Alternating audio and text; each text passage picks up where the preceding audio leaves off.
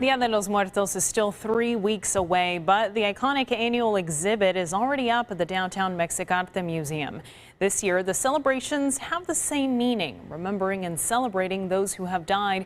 But with more than 200 people in the Travis County Hispanic community dead due to COVID-19, the weight this year is heavier. In this morning's Good Day Together, the museum's executive director and founder, Silvia Orozco, looks back at how they started and why it's so important to continue growing.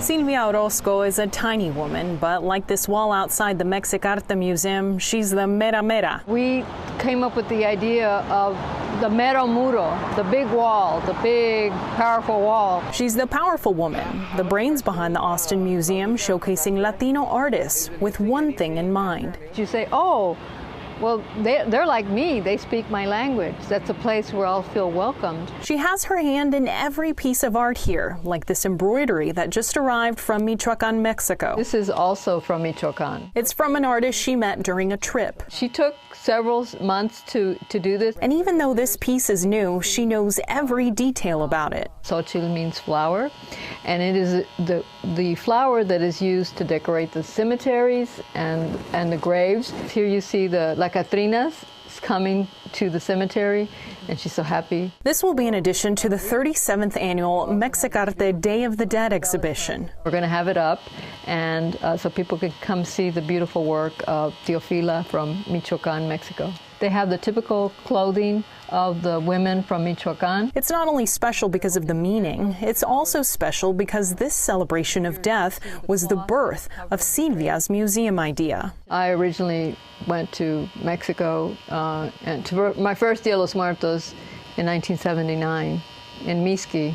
And that was my introduction with Dia de los Muertos. And it was such a beautiful tradition that when we came back to Austin, that was the first event that we wanted to do so that we could share it with other people. Sharing art is her life's work. In fact, during our interview, it was hard to get her to talk about herself. Her eagerness to elevate her people's work flows out of her, like the beautiful colors you see here.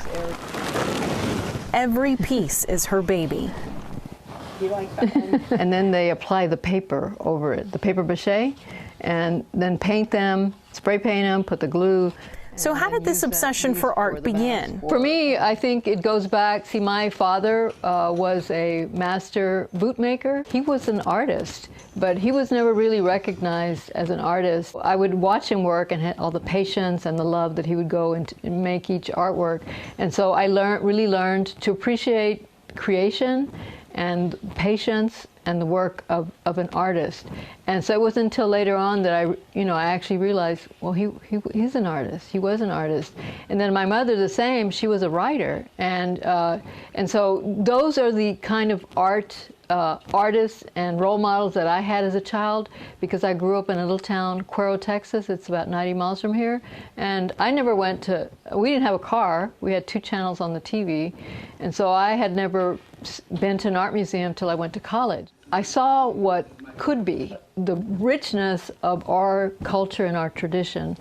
And so I want to share that with everyone so that they can feel the pride that I feel, because I know that I stand on a foundation of artists, of intellects, of writers, of great people and great artists and artisans and human beings.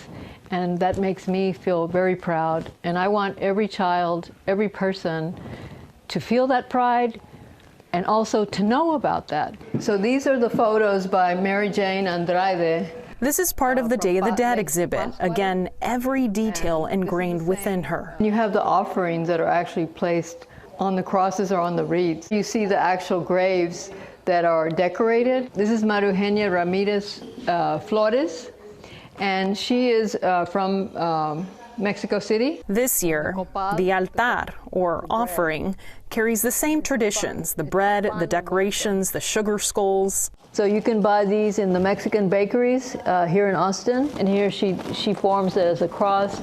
But the meaning carries a heavier weight.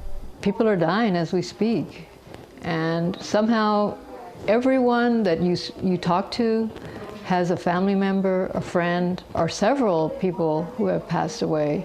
In Travis County alone, 50% of the COVID cases and deaths have been in the Latino community. But we do need a place where we can maybe rest our minds to think about our family members, not so much as how they died, but that they died and that they're gone, and now kind of just to remember them and to think about the goodness that they brought to the world. A moment to think about the hermanos, hermanas, tíos, tías, abuelos, abuelas, all the greats we've lost this year. Death is so much part of our lives, and the presence is even more with us today.